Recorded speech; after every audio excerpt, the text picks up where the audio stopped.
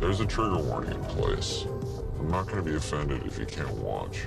Hey guys, I'm back, and today I'm so excited to be here in front of you because I have another good movie to recommend to you. Not another piece of trash, not another silly watch that you probably shouldn't watch. No, it's really good. The movie we're covering today is 2020's Spree, starring Joe Keery from the critically acclaimed Stranger Things. I watched the whole show. I liked it. All I really remember about him is he was played for looks. He was a hot guy, and he had a cool jacket. So this film, I was really excited to see him sort of take a role that is pretty tough and multifaceted and do a really good job with it. It's not a particularly easy character. You see, in this movie, he is playing somebody that is fairly depraved, and yet he seems to have to maintain kind of a likable attitude throughout the whole thing, and that's not a balance that every actor can pull off. So really cool to see Joe Keery do such a good job in this thing. Gonna be spoiling the whole movie, gonna be talking about pretty much every aspect of the film, all of its story beats, and we're gonna dive right in. So let's waste no more time. Let's talk about 2020's Spree. Jump cut. So the film begins with our main character, Kurt Krunkle, as played by Joe Keery, making one of those Draw My Life videos that were pretty popular for some time. Right off the bat from this intro, we're shown a couple of things. One, this may be contentious, but Kurt is unintentionally hilarious. The mouthfeel on this, otherworldly. It's a program where I've made all of some of the most influential beats. I found him to be very likable throughout this intro. I know that's something that not everybody's going to agree with, particularly within the wider context of this film, but my God, at least from my subjective point of view, I think they really knocked this aspect of his character out of the park. Two, this film is going to be very accurate with its portrayals of the various different social media platforms that it uses, and it uses pretty much all of them. You're going to see a lot of instances of like Twitch chat, Instagram Live, like live comment feeds, YouTube comments. You're gonna see like all of that integrated into this movie. So accuracy when it comes to detailing these platforms and what they look like and how they operate was like a huge factor in whether or not this movie would be successful, at least in my opinion, and I think they did a really good job with it. So throughout this intro, we're kind of introduced to a few of the major players in this movie. We have Kurt's parents, who really are pretty nondescript. His dad gets a little bit more love than his mom. We are also introduced to a little player named Bobby Basecamp. Bobby is shown to us as a kid that Kurt used to babysit that has since enjoyed much success in the streaming influencer world. Kurt really looks up to this kid. This intro is all in all really designed to drive home the point that Kurt is obsessed with the idea of virality online and has not achieved anything close to such. We're shown in some on-screen text that his viewership has never really reached double digits, and he has been doing this for years. We're also shown that on this particular day, Kurt did indeed go viral. We're shown that Kurt has come up with a situation to his little virality problem, and he explains it to us as such. I just realized something big. This is a surefire way for me to go viral. The best part being, I can do it all from the front seat of my Spree. All we know at this point is that his plan is called The Lesson, and it involves his Spree car, which is like this universe's Uber. From here, the film drops in proper with an absolutely fantastic musical intro. Love this title screen. Thought it was super creative. After this sequence, we're kind of given an introduction to Kurt's Spree car. He shows us all the cameras, all the angles. He even says that for premium subscribers, they are able to change the angle on command inside the car, which is pretty fantastic. That's premium shit. After saying goodbye to his mother, Kurt wastes no time. He hits the road. So Kurt picks up his first rider, and they are immediately skeptical of all of the cameras. Even more so when Kurt mentions that this is all being streamed to his followers. What do you mean your followers? But you stop caring immediately when this dude drops this bomb. It's good to see men like us trying to master this social media stuff. What do you mean men like us? White men. Guy doesn't stop. He tosses out a lot of derogatory shit towards pretty much every marginalized group you can think of. If there was ever a place for social justice, it's in the back of this Spree. Kurt is trying his best here. Whites, blacks, Asians, Latinos, we're all the same. Okay. to manage this situation, and Bobby is on his stream as his only viewer, berating him for this subpar content. It's once Bobby interjects that we get this little cutaway montage of who Bobby Basecamp is, with a little bit of his content thrown in as an example. I'm out here on my influencer bullshit. I'm on the hoverboard. That girl who got thrown off the balcony, not my fault. It's almost like you know this kid. Like you've seen this streamer before. Whoever plays this dude does a fantastic job at just capturing that persona, capturing that hype. I thought this was fantastic. After this, we cut back to Kurt and the racist in the spree, and it's at this point that Kurt urges him to drink some of the water in the back seat. Now, I don't know if you remember it, but he showed himself manipulating some water bottles in the intro to this movie. It was left ambiguous as to what he was doing, but we're connecting some dots at this point. This is when we find out what the lesson is really about. The racist dude chokes and dies in the backseat of Kurt's spree. Just like a well-oiled machine, Kurt is cleaned up and onto the next one in a matter of on-screen seconds. The next rider is this real estate Karen who really doesn't even acknowledge that Kurt is there. I don't think a single word is exchanged between the two the whole time. And just like that, bing bang, she's out too. We learn after this kill that Kurt is taking some very particular precautions with each of these people, tying up loose ends on their cell phone, canceling flights, whatever it may be. This adds a little bit more believability to the idea that this spree of his would be able to last. But yeah, I thought that was a nice touch. Now I should mention, throughout this whole thing, Kurt is blasting a playlist of music that he has created. Not the playlist, the music. And presumably the playlist. This throbbing electronica that's coming through Kurt's speakers is essentially functioning as the film's score. And I think that's such a creative and cool idea, especially because the music that's being used is very much matching the tone and the energy of the movie. It's all very energetic. It's all very aggressive. I thought this was just an awesome choice. So Kurt's next victim is an absolute fuck. He's just annoying as hell. And that's really all there is to him. That and he's in a big rush because he presumably needs to go make bones because he's a sex guy. I have a female waiting for me. Kurt decides to be a little petty here when he realizes how much of an asshole this guy is and decides to impede his rush by adding another driver to the spree ride. Now, the dickface is pretty upset by this until he realizes that the additional passenger is a pretty lady named Jessie Adams, who is a local comedian. Now, Jessie is played by Sashir Zamata, who was a Saturday Night Live mainstay for a period of time, and she is doing a fantastic job throughout this movie. Shout out Sashir. Now, as soon as Jessie enters the spree and Kurt kind of finds out what she's about, he takes an immense liking to her, mostly due to her behemoth social media following, which she seems to have cultivated all through self-promotion and just being a genuinely likable individual. Now, Kurt sees this as a moment of strategy, and he borderline begins begging her to shout him out, give him a follow, or give him some tips. Now, during this whole conversation, or this whole interaction Kurt's having with Jessie, Dickface is being uber intrusive with her. Pretty much culminates in them getting into sort of a live stream battle of non-consensual filming of the other. And Jessie wins by a long shot. Defective clown. It would be impossible for her not to win at this point. This guy is the worst. And then this fucking guy drops this. You becoming Insta famous has really gone to your head because you're a total bitch. Oh. Out. I love Kurt's response to this. This is what I'm talking about when I'm talking about this guy really being endearing at points. They did a great job. Like, what is he even supposed to be? Is he good? Is he bad? You're messing with my head, movie. I don't even know what to think anymore. So Kurt orders this asshole out of his spree, but Jessie takes the opportunity to leave herself because I guess she's just done with the situation. Neither Kurt or this asshole have been very accommodating to her so far. Kurt tried his best, but he came on a little strong. Jessie summarizes her experience with some advice to the two of them and grabs a water bottle before leaving. Kurt is very alarmed by this and tells her not to do it. You can't take that. Why? Because the ride was free? No, you cannot take that. She's not stoked. She gets pissed off. She just ends up emptying the water bottle into this guy's face. And we all breathe a collective sigh of relief. Team Jessie. After being blasted by water, they get back on course, but something seems off to Dickface. This is not a fucking shortcut. It is a shortcut. I know this park like the backs of my hands. Dickface tells Kurt that he's feeling sick, and Kurt takes this opportunity to say, "Get the fuck out if you're feeling sick. No, if you're gonna barf, get out of my car. It's at this point that after getting this asshole to agree to leave the vehicle, Kurt makes the decision to run him over.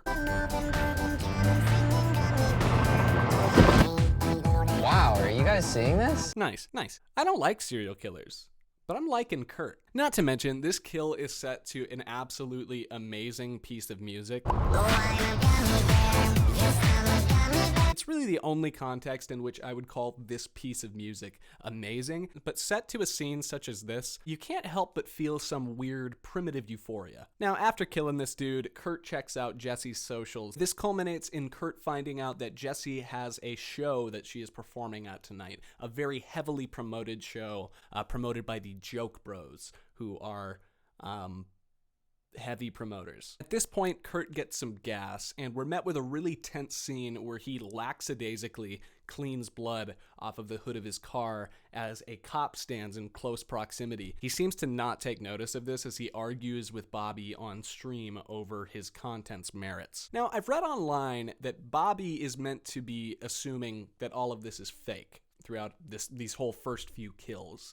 And that may be canonical, but I don't get that vibe from him. It seems like he's mentioned this being an evil act several times. I thought that they were playing on Bobby's disconnected nature through this, but if he's really just assuming it's all fake, I guess that works on another level too, but different watching experiences, am I right? I think it would say a little bit more if he did know that they were real, but I don't make film. Anyway, the cop doesn't notice, and Bobby leaves him with this.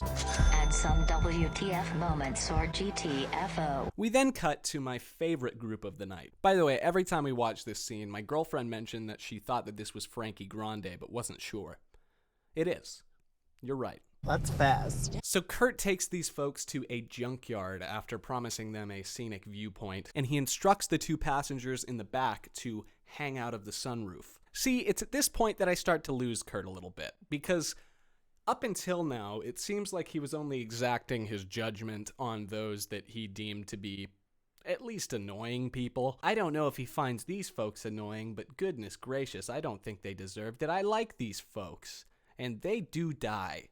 They die bad. It seems like due to Bobby's prodding and his increasing desire to see the lesson take off online, he's less worried about whether or not these riders deserve their fate, and more about whether or not he can make the kills super stylish. Anyway, Frankie and his buddy get absolutely torn apart after Kurt traps them in the sunroof and drives them to a pack of attack dogs, which inevitably rip them to pieces. The last passenger in the passenger seat of Kurt's car meets the end of Kurt's drill. Don't touch his drill. Don't touch the drill. After all of this, Kurt calls Bobby, ecstatic about this triple kill, only to find out that Bobby wasn't even watching on stream when this happened. I love the dialogue here. Well, if a tree falls in the forest and there's no one there to see it, does it even actually fall, dude? No. After this, we cut to Jessie on Instagram Live, preparing for her upcoming show. Now, Kurt watches Jessie's stream and grows pretty frustrated at the fact that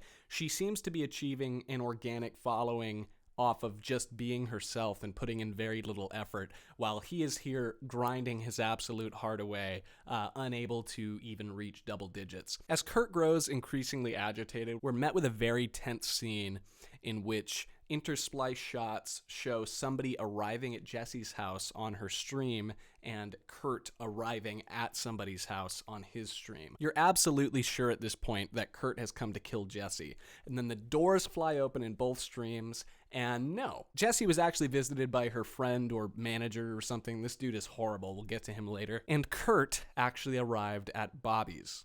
It's at this point that Bobby becomes very upset with Kurt's unannounced arrival, and he absolutely blasts him on Bobby's stream. All right, you asked for this, man. What is up, Basecamp? It's that time again. Now, this stream segment apparently is called Bobby Court, and Bobby seems to have done this before. Bobby Court, where I am the judge, jury, and executioner. He roasts the shit out of Kurt, and you can't help but feel a little bad for him as this kid flexes his social media mastery in front of just this absolute tryhard. This lasts for all of about 5 seconds, though, before Kurt stabs Bobby in the belly. This is a very noteworthy part of the movie. And I'll tell you why. This whole time, Stream Chat has been in the background. Stream Chat has been there, and you've been reading it throughout the movie. But this is the point of the film where Stream Chat becomes very much so its own main character. The fact that the Stream Chat is integrated in such a big way after this part, I think is only a plus for the movie, especially with how accurately they handled it. You'll see what I mean. I suppose I should explain that the reason the Stream Chat gets so active at this point is because Kurt has effectively stolen Bobby's stream by killing him. So anyway, after ending Bobby, Kurt takes a shower in Bobby's house and streams the whole time to his new large audience.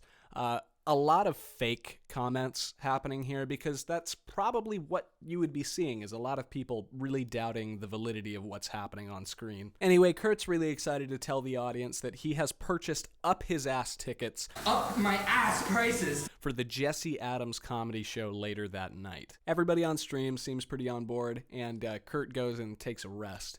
It's during this rest that he is contacted by his father, who is apparently doing a DJ residency at some strip club and would like Kurt to give him a ride. Kurt is convinced of doing this after his dad mentions DJ Uno's presence. Now, once Stream hears DJ Uno's name, they go absolutely wild and they ask for Kurt to take them there.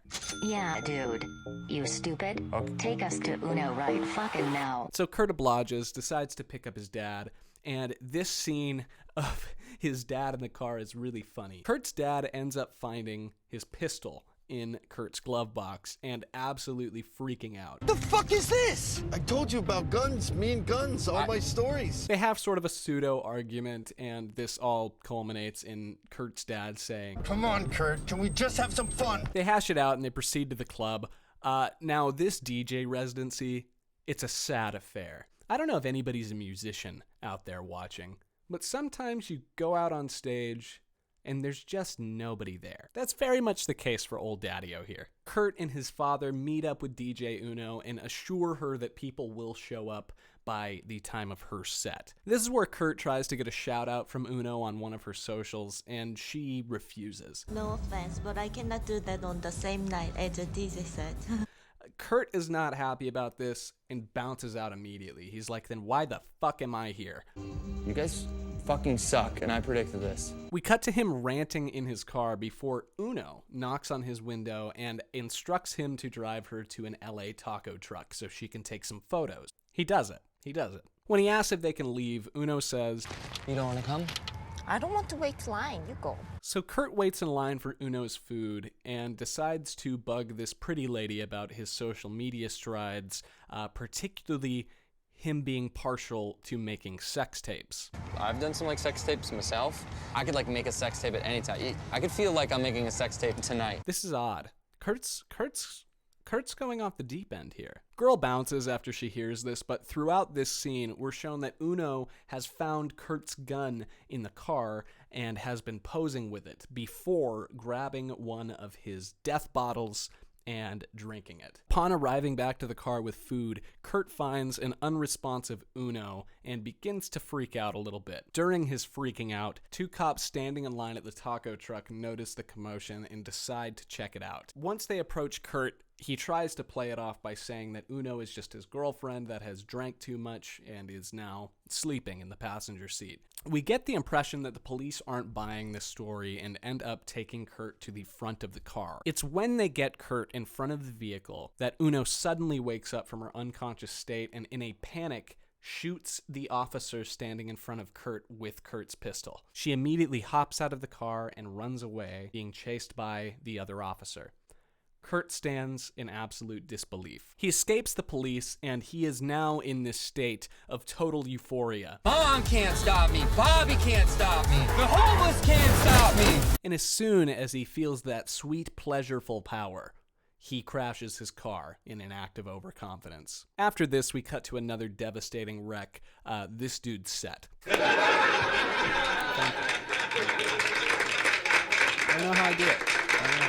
Nah, but he really bombs. The crowd is thirsty for some Jessie, so he decides to please them and send her up on stage. We see as Jessie takes the stage that Kurt is in the audience in some sort of discreet location, still live streaming, of course. He looks Very malicious. At this point in the film, we are given Jesse's monologue about her interpretation of her interaction with Kurt earlier in the day. That is what her set is about. Jesse being very disturbed by Kurt's behavior and her vowing to quit social media. Now, this is apparently a big deal because the movie really wants you to believe that everybody sees Jessie as the social media queen. The queen of all social media. Now, this is one issue I do take with the movie. For a film that takes the internet so seriously and understands so many idiosyncrasies about various platforms, you should know that nobody is going to call anybody the queen of social media. Fucking Trisha Paytas exists. Queen of social media? It's not a title. And it sure isn't some local comedian, Jesse Adams. Come on. Anyway, but she breaks her phone on stage, and it's apparently this big moment of catharsis for her and a big freak out moment for the audience. They don't want to see her not Instagram live anymore. They love that shit. After hearing this monologue, Kurt speeds out of the venue, as if something has changed. I mean, the whole time, he was all wide-eyed, clutching his piece, so we don't quite know what's going on. After Kurt leaves, we see that this comic dude, apparently I'm remembering his name is Miles, harasses Jessie as she walks off stage. She is not happy about this. This guy sucks. You got that like classic black comic thing written all over you. Now, we find out that due to Kurt's actions, Spree has been shut down. Because of this, Kurt resorts to a lesser-known ride-sharing app in order to hitch a ride. He ends up getting in the car with this older dude. We cut back to Jessie, who is still being harassed by Miles in his live stream. It's here that she pulls like a pretty elaborate juke in order to get away from him. She calls a ride and ditches him quickly. Unfortunately for Jessie, her getaway driver is none other than Kurt Krunkle himself, who has seemingly murdered the original rideshare driver and stolen his vehicle. Kurt asks Jessie if she remembers him from earlier after praising her set a little bit.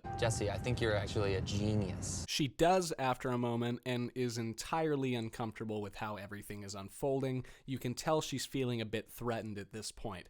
But as she tries to pull out her phone, she remembers she destroyed it on stage, something that Kurt is well aware of. With Jessie realizing her position, things take a pretty dark turn. I'm taking you home. This is not the way to my fucking house, Kurt. Oh, no, not your home. My home. After a silent few seconds of driving, Jessie decides to take action, and she attempts to strangle Kurt from behind the wheel. This is unfortunately unsuccessful, and Kurt subdues her, to what seems like his displeasure. Didn't you listen to me? I said I'm all about love now!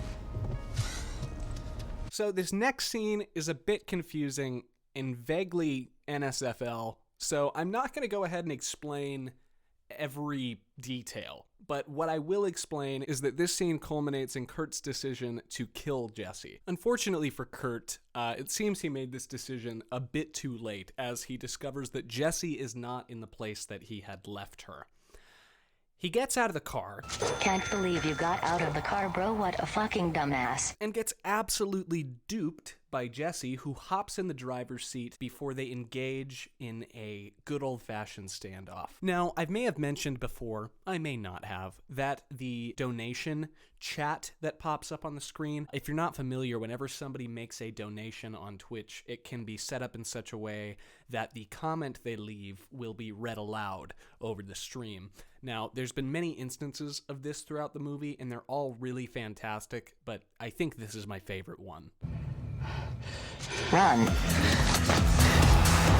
Jessie chases Kurt in his car before Kurt runs into his home, and Jessie crashes into the side of it. They engage in a struggle before Jessie injures Kurt, and he runs from the room. Now, I'm gonna go into some issues I have with the movie here, and they're pretty much almost exclusive to this ending sequence because it all feels a little rushed to me, and I'll explain why. Let's kind of go into it. So Jessie, after injuring Kurt, exits the car, grabs his cell phone from the floor, and addresses the people on stream. Freaking great. Who the fuck is watching this? You are sick. If you know where we are, call the cops. It's while she's doing this that Kurt's father enters the screen and notices the destruction Jessie has seemingly caused. It's clear that his father is supposed to be high. He's got a heroin needle in his hand that is pretty on the nose. So as he's telling Jessie that he's got to call the cops on her, he moves around the couch and is utterly shocked to notice that Kurt's mother lie dead on the floor. So, let's talk about this. It seems throughout the movie, Kurt has been explaining his parents' relationship as a very strained one. It doesn't seem as if they're still together anymore, nor does it seem like they would still be living in the same home. So that's sort of a shock when you discover that Kurt's mother and father are supposed to be residing in the same residence. Kurt's father, what's he been doing all day if he hasn't noticed Kurt's mother dead at home? And not only that, he was home when Jesse crashed through the wall. So why did it take him going out into the living room to address Jesse to see the body? It seems like there would have been plenty of opportunities for that to happen, including when he originally walked out into the living room to address Jesse.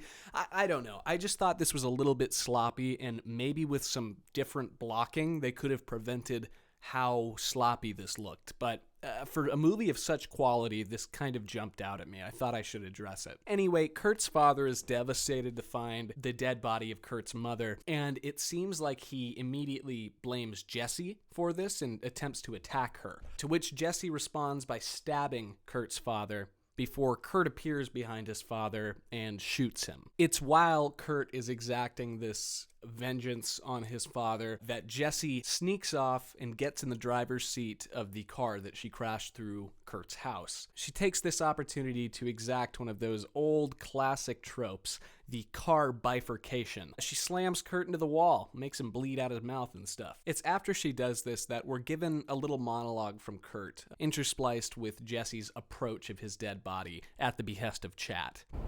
Jesse, please go see if Kurt is still alive. Now, this little monologue from Kurt is sort of him summarizing his experience with the lesson, reflecting on his growth. A powerful scene in some ways. I'm not sure in what way. I don't care to think about it that hard. But when I watch it, I feel things, and I think you will too. Anyway, once Jesse reaches Kurt's body, she proceeds to beat his still alive body to death with the phone. A really fitting conclusion, a really fitting kill. Not to mention afterwards, Chat says YOLO, get a selfie with him. I love that that is how the action sequence ended. I think it's a perfect send-off for a movie like this. I think that it really hit the nail on the head. I loved Jesse's triumph here. And I love how this thing actually ends even more. The film goes on to actually end with a really, really great musical sequence that sort of details Jesse's success after her interaction with Kurt and Kurt's impact on the greater online community as a whole, particularly in the more unfiltered places on the internet. 4chan. This sequence is an even further testament to the film's commitment to providing accurate online discourse after even something like a violent tragedy. I really love this article in particular called Why We Don't Say His Name, and how it links another article that's more names we don't say. I think that it's satire like this that really makes the movie as current and as effective as it is. The film ends with a 4chan post that details one user's effort to compile all of the footage from the night of Kurt's violent rampage and turn it into a movie, presumably the one that we just watched. I thought that this was a really creative ending, a really accurate ending, a really plausible thing that you can envision this happening, particularly if somebody were to do something like this with the charismatic nature of Kurt Krunkle. It's actually pretty freaky to think about. Anyway, in summation, I love Spree, and I think that this is a movie well worth watching, and it's not a movie that we get too often. We don't get a character study like this always. It's really fun to dive into a movie like this. So I'd say if you're in the market for a fun hour-and-a-half watch, check this thing out. I'm sure you'll enjoy it. If you don't, tell me exactly what about this movie or this movie's messaging didn't jive well with you and you didn't enjoy. As always, leave me a recommendation. I have so many that I need to cover at this point that I'm going to be backed up for a while, but I guarantee you, any that people give me, I'm gonna do them. Anyway, I'm Adam Jones. I promise I'll get around to renaming this channel eventually, but if you enjoy my videos, please give me a subscribe, give me a like, show me that you love me, because I want to do this for as long as I can. I really enjoy doing this with you guys. Until next time, I will see you then.